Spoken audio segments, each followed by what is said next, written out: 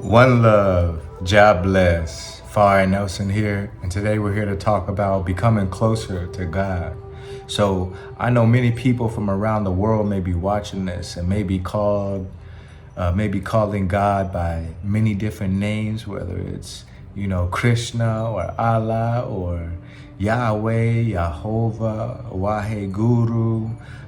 God goes by many names, but I want to get a ground basis here that I'm talking about the exact same God. It doesn't matter what name you call it, it's the exact same energy source that is, pushing manifestation into this universe, into our material world. It's that spiritual energy that's in every single atom that is made up of this entire universe that we know it. So God isn't some separate being or something that is supposed to be for one religion and there's another God for another religion. No, there's one God in all religions. So when we have this understanding that everybody is talking about the same God, no matter if the writer is confused or the mass religion population is confused about this, once we come to this understanding that every religion is talking about the same God, every religion is inspired by the same God 9 times out of 10, then we are able to expand our awareness so that we're able to learn more from different resources. So the first thing you're going to want to definitely do to grow closer to God is figure out what you like to learn, what spiritual paths really call to you.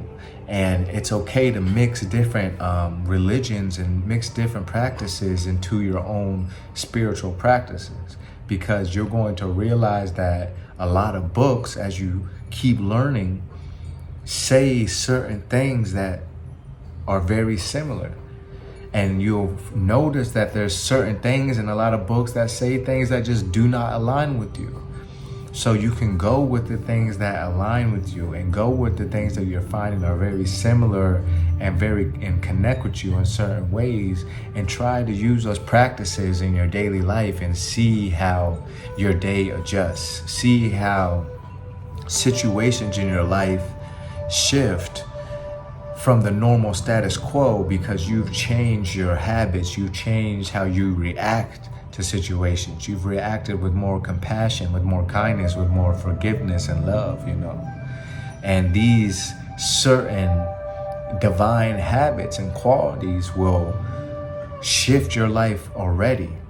So the more you learn more divine qualities and the more you learn about the teachings that the Lord inspired and gave to certain prophets that wrote these divine books, you'll be able to use more of these qualities in your daily life and figure out which of these practices work perfectly for you. And when you're doing these practices, especially when you get down to the core solo, alone spiritual practices like prayer and meditation, journaling, or doing yoga, stuff like this, when you get to these core practices, separate from knowledge building, you'll start to see that more and more your life starts to shift. It doesn't matter who you are, it doesn't matter what country you're in, it doesn't matter what you're going through. If you want a better life, you have to get closer to God. God is the main goal, and not in a preachy way, not in a religious way, not in a dogmatic way. It's just we have to realize who's giving us nutrients. We have to realize who is the true creator of this entire universe. The plants that we nourish with our water and nourish with extra nutrients, it relies on us to grow. If we stop watering it and we stop giving that plant nutrients, it's not gonna grow. So we have to realize that we are being graciously taken care of, because 9 out of 10 of us have efficient enough nutrients, efficient enough of an environment for us to not only grow but thrive, especially if you have the ability to watch this. You know, if you have the ability to afford something that could watch, you know, a video on YouTube, then already you have more than enough than a lot of people around the world.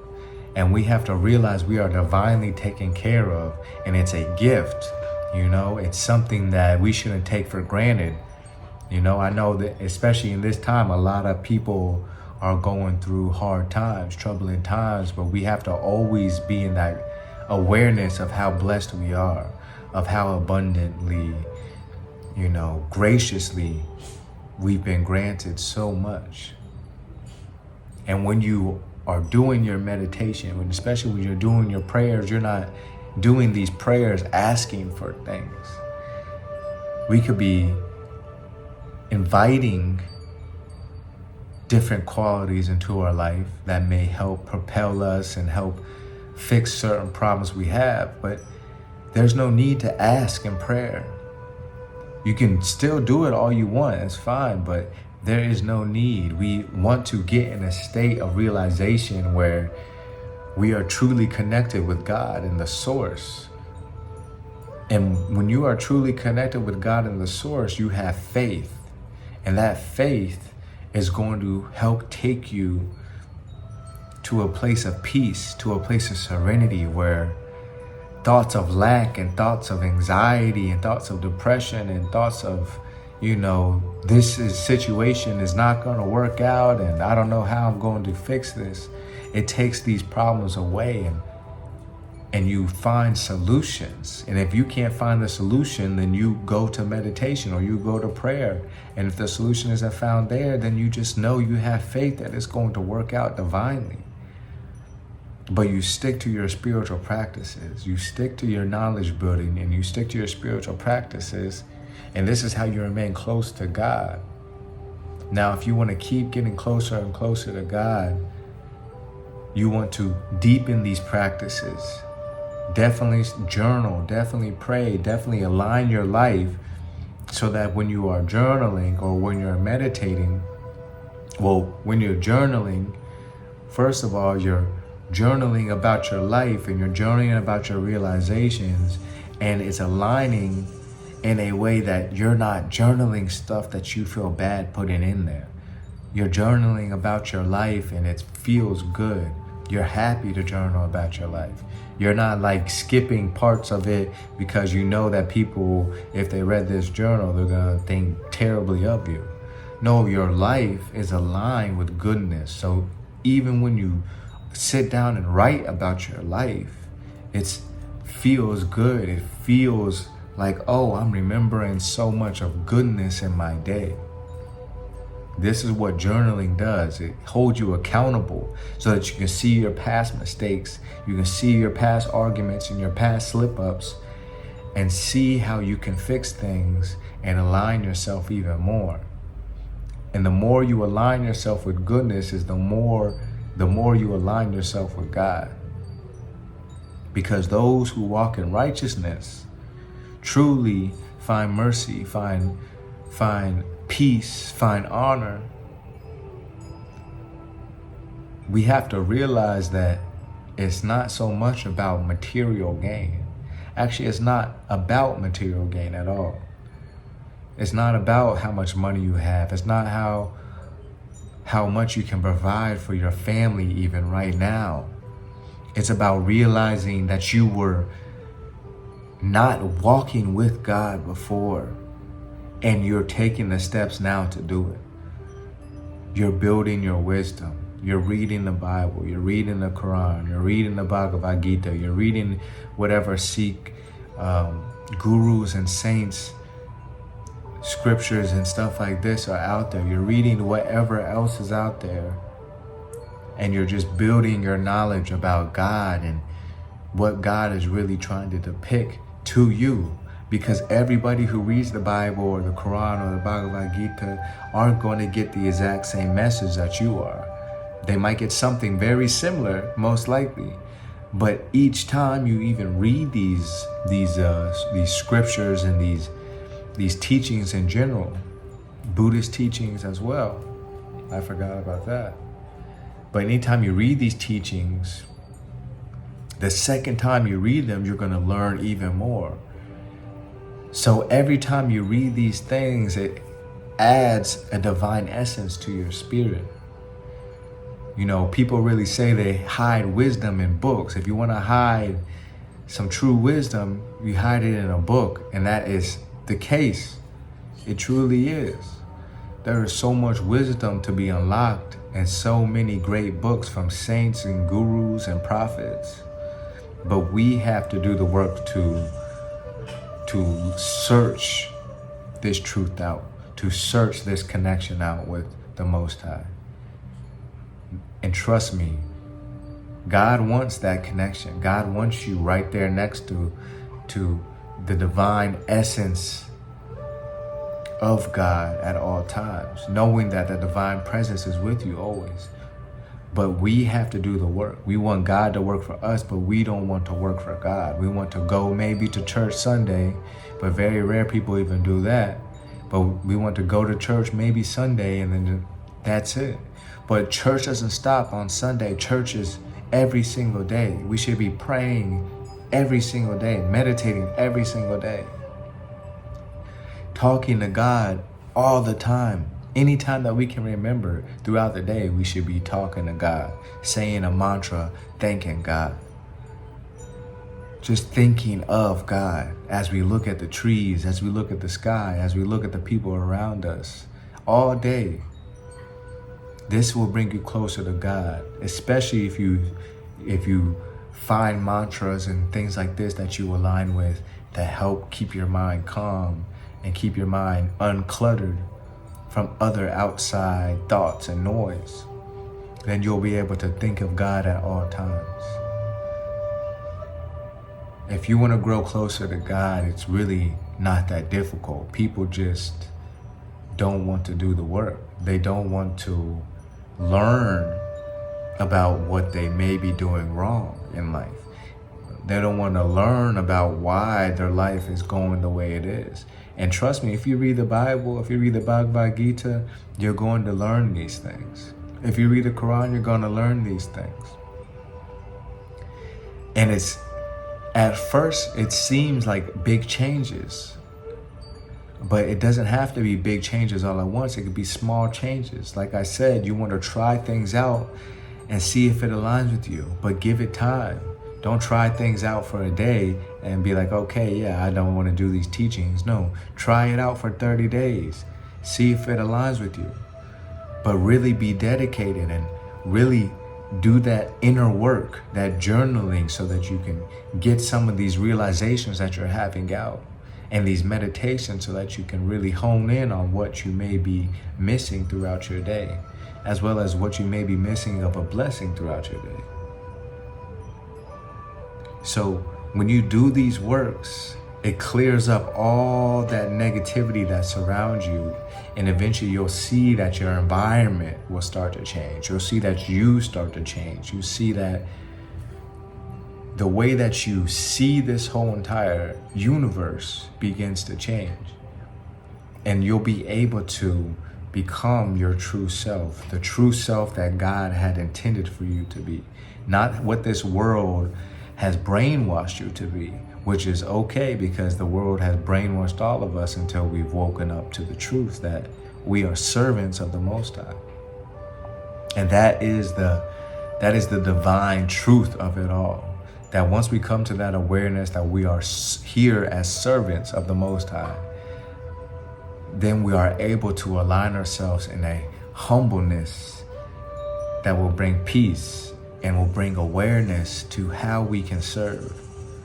Sometimes it's serving ourselves, serving our body by what we put into our body, put into our mind, put into our spirit. And sometimes it's serving others, seeing other people need their bodies healed, seeing other people's need their mind healed, seeing how other people need their spirit healed by your good word, by your good advice, by your wisdom that you've been learning. Become a vessel of everlasting water, a spring of inspiration. Don't become a drain, someone who drains people of all their divine essence, of all their energy. We know tons of people like that, where they just want to talk negative, or tell you gossip about gossip, and it's just draining. Be a spring, be a eternal spring of good news, of good faith, of divine wisdom. But it's gonna take you actually doing the work. But the results and the fruit of that work are the most beautiful peace and the most beautiful connection with God that you could ever have in your life. You won't need any more money. Money will be there plenty. You won't need any more food. Food will be there plenty. You won't need any more love. You won't need any more anything, because all will be plenty. Anything extra you'll be able to tell is extra, and you'll be so grateful for it. And trust me, there will be extra. But we have to align ourselves as servant of the Most High to attain this true freedom and this true peace and abundance that has been destined to us, that has been inherited to us. But we have to, accept it. We have to receive it. We have to thank the Most High and truly receive it. So I hope that you do these techniques, you do these practices so that you gain a closer relationship with God and your divine purpose, because it truly will make a difference. Building that knowledge, meditation, prayer, journaling, all these things will make a difference and so much more. It's way more. It's way more than just simple commandments, 10 commandments or precepts or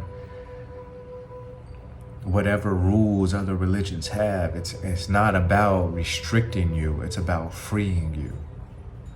The more we attach ourselves to this non-restricted life that we live in, the more we build unnecessary attachments that cause negative impacts to our life. So learn the ways that man should act in this world. And by man, I mean human race. Learn the ways, learn the precepts, learn the commandments, learn about other religions, and see where you align. If you haven't, I'd appreciate if you like, comment, share, subscribe. And I thank you for continuing to watch my channel and watch this whole video. And I truly hope that you take what I said to heart and build that relationship with God, because if you build that relationship, then we are connected. And if the next person to you builds that relationship, then you are connected. And so on and so forth, until that we can truly be a whole world of peace, a whole world of unity, a whole world focused on only doing the work of God. Spreading love, spreading divine light, spreading divine favor and mercy to all. One love.